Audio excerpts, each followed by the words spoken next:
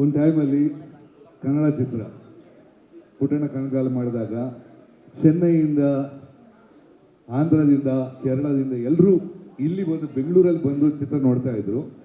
But definitely ಈಗ ಹೇಳ್ಬೇಕಂದ್ರೆ ಕನ್ನಡ ಇಂಡಸ್ಟ್ರಿಗೆ ಡೆಫಿನೆಟ್ ಅಷ್ಟೊಂದು ಒಳ್ಳೆ ಕಾಲ ಅಲ್ಲ.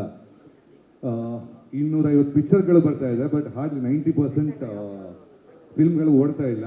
Basically should be considered as a sick industry. ಇದಕ್ಕೆ ಮೇಜರ್ ಪ್ರಾಬ್ಲಮ್ ಒಂದು ಎಲ್ರಿಗೂ ಗೊತ್ತಿದ್ದಂಗೆ ಸುಂದರರಾಜ್ ಸರ್ ಹೇಳಿದ್ರು, ನಿರ್ಮಾಪಕರಿಗೆ ನನ್ನ ಲೆಕ್ಕದಲ್ಲಿ ಒಂದು ಸ್ಕೂಲ್ ಮಾಡೋದು ಒಳ್ಳೇದು. ಯಾಕಂದ್ರೆ ತುಂಬ ಪಿಕ್ಚರ್ ಬರುವಾಗ ಜನರು ಕನ್ಫ್ಯೂಸ್ ಆಗ್ತಾರೆ ಯಾವ ಪಿಕ್ಚರಿಗೆ ಹೋಗೋದು ಅಂತ. ಒಳ್ಳೆ ಕಂಟೆಂಟ್ ಇರೋ ಚಿತ್ರ ಡೆಫಿನೆಟ್ ಆಗಿ ಹೋಗುತ್ತೆ. ಅದಕ್ಕೆ ಇತ್ತೀಚೆಗೆ ಬಂದ ಸೂಫ್ರಮ್ ಸೋಕರ್, ದರ್ ನಥಿಂಗ್ ದೇರ್, ಯಾರು ಇಲ್ಲ ಅಂತ ಪಿಕ್ಚರ್ ಎಲ್ಲ ನೋಡಿದ್ರು, ಪುನಃ ಬಂದು ಏನಿಲ್ಲ ಅಂತ ಹೇಳ್ತಾ ಇದ್ರೆ ಮತ್ತೆ ಪಿಕ್ಚರ್ ಬಂದು ನೋಡ್ತಾರೆ. ಆ ಥರ ಚಿತ್ರ ಬಂದರೆ ಇಂಡಸ್ಟ್ರಿ ಉದ್ಧಾರ ಆಗುತ್ತೆ. ಕಂಟೆಂಟ್ ಇಸ್, ನನಗೆ ಭರಣ ಸರ್ ಹೇಳಿದ್ರು, ಕಂಟೆಂಟ್ ಇಸ್ ಮೇನ್ ಒಳ್ಳೆ ಒಳ್ಳೆ ಚಿತ್ರಗಳು ಬರಬೇಕು. ಸೊ ಇದಕ್ಕೆ ನಮಗೆ ರೆಗ್ಯುಲರ್ ನಿರ್ಮಾಪಕರು ಮುಂಚೆ ಇದ್ದರು, ಅವರಿಗೆ ಇಲ್ಲ. ರೆಗ್ಯುಲರ್ ಡಿಸ್ಟ್ರಿಬ್ಯೂಟರ್ಸ್ ಇದ್ದಾರೆ, ಅವರಿಗಿಲ್ಲ. ಸೊ ಏನಾಗುತ್ತೆ ಅಂದರೆ ಇವರು ಒಂದಷ್ಟು ಜನ ಬರ್ತಾರೆ, ಒಂದು ಪಿಕ್ಚರ್ಗೆ ದುಡ್ಡು ಹಾಕ್ತಾರೆ.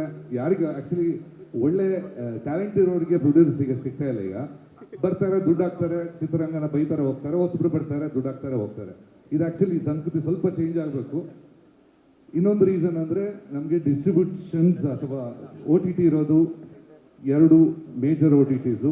ಅವ್ರು ಕನ್ನಡ ಪಿಕ್ಚರ್ ತಗೊಳ್ಳೋದಿಗೆ ತುಂಬ ಕಮ್ಮಿ ಮಾಡಿದ್ದಾರೆ.